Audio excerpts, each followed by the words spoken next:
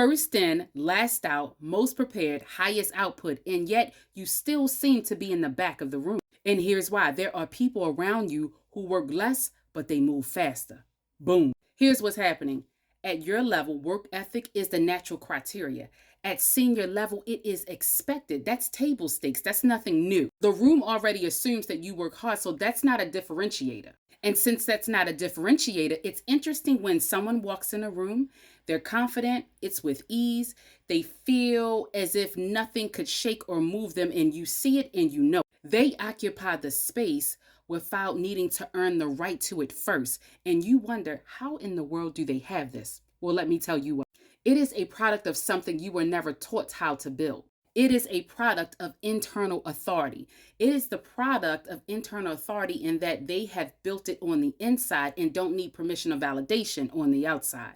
Boom. They have resolved in themselves about this level that they're at. They've already resolved in themselves that they belong there no matter what anyone says and or how they feel about it. And because you haven't resolved it, or you keep trying to resolve it through output, through performance, through validation, through permission, the team can sense it, or the leaders can sense it. That boardroom knows and understands it, and they can smell you from a mile away. You're trying to make yourself impossible to dismiss off of your results, off of your performance.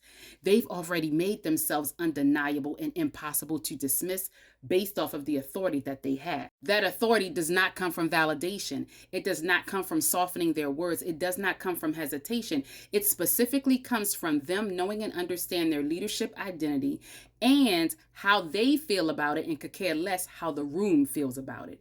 Boom. And here's the interesting part. Your results don't fill the gap. Those results can't fill the gap because it is something else. It's not about performance. It is about your internal leadership authority that you have not resolved yet. The relationship with your own authority has not been reconciled. And since it has not been reconciled, you will walk into every room feeling less than or looking for validation, permission, and or comfortability. Stop performing authority through effort. Start building it through identity. Spend less time producing more work and more time producing the internal work, doing the internal shift. That way, it changes how you carry yourself regardless of the output. I've watched executives such as yourself make this shift, and the thing that happens immediately is not just about how they view themselves internally, but how the boardroom views them. It's how the room responds when you walk in, because the room senses and knows and understands that internal shift even before you've said a word. If you want more, start at the Executive Identity Audit at DanieSheldon.net. Do not get waitlisted. Happy leader.